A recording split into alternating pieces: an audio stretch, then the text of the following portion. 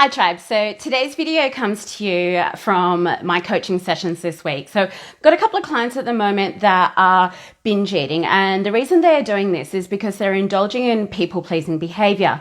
So they're the type of person that says yes to everything, and they don't like confrontation, so they won't speak up, they won't hold their space in confidence, and they just agree to everything. And if you don't hold your space and be confident in who you are, there becomes this vacuum. And like these clients, then you're more likely to emotionally binge eat. So why is it that people indulge in people-pleasing behavior? Well, it makes them feel good. That we have this need to feel significant in life, and that's one of our core needs. We have many different ways of feeling significant, and one of their ways of feeling significant is to say yes to everything, because that way they're going to feel loved and they're going to be liked and they feel needed. And all of this drives from this unconscious need to be accepted or have approval or have their self-worth met from other people. And it creates this love and connection, because if they say yes to everything, everyone must love them.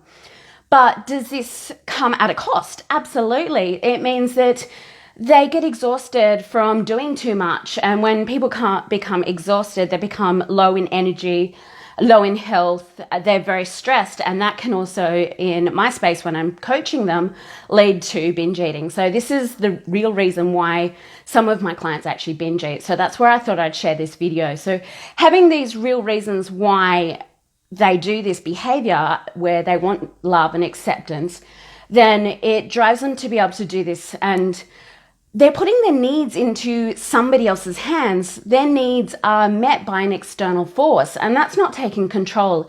And I want my clients to stand in a space of personal control and personal power. So, and the same thing for you. If you're listening to this video, you may have fallen into this trap of people-pleasing behavior. So first of all, I want to share with you the 7 steps. And the first step is understanding, why do you do this?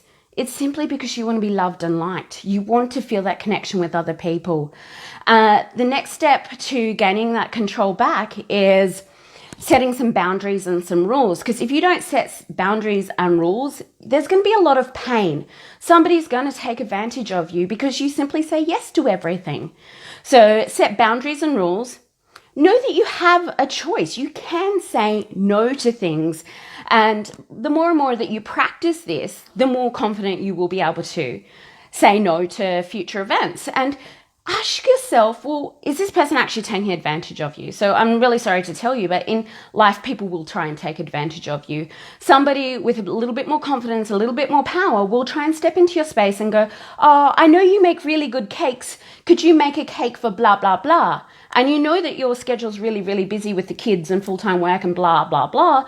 But because you're a people pleaser, you'll say yes and put extra stress on you. So that's why I'm going to get you to go, well, is this person really manipulating me? Because there's a lot of narcissistic, manipulative people in the world, and they will step into your space and manipulate you by making you feel good, but really to fill their intention. So know that you have a choice, set some boundaries, understand why, ask yourself, are they manipulating you? Then if you do have to say yes, set a time boundary. So I've got a particular client and she's in the space of helping people. For her, she's now set a boundary that if she's going to meet with someone for a coffee, and she is a counselor, so that kind of helping personality is part of her life, but she now sets an hour. So she only has that hour with that person, and she tells them that she's got something else after. And that way that person can't be that energy vampire and zap her of all her energy. And then the next one is to step in the space of body language. So your body language affects your physiology. It affects the way in which you speak, the way in which you hold yourself. So if you're going to say no, stand up. Stand with your chest wide and open body language, not shrinking down. Because when you shrink down, you'll resort back to saying, yes, yes, yes, I can help you. So stand in your space of confidence. Changing your physiology will help you say no from here on in. And then just simply standing in that space of, I own my decision. I don't apologize, because people pleasers have a tendency to apologize for everything that they do. So stand in that space and go, no, unfortunately, I can't do that. Not saying, no, I can't do that because the kids are blah, blah, blah, or giving every other apology under the sun. It's like, no, I'm sorry, I can't do that. So the 7 steps again, I'll just recap for you. So understanding why you do it, set some rules and boundaries. So it could be just making sure that you have a day off every week from socializing and work events. Knowing that you have a choice and practicing saying no. Set a time limit. If you have to help someone, set a time limit to do it. Ask if they're taking advantage of you. Look at your body language and stand in a space of confidence. And then stand in your space without an apology. So I hope these strategies have helped you also understand why you resort to people-pleasing behavior.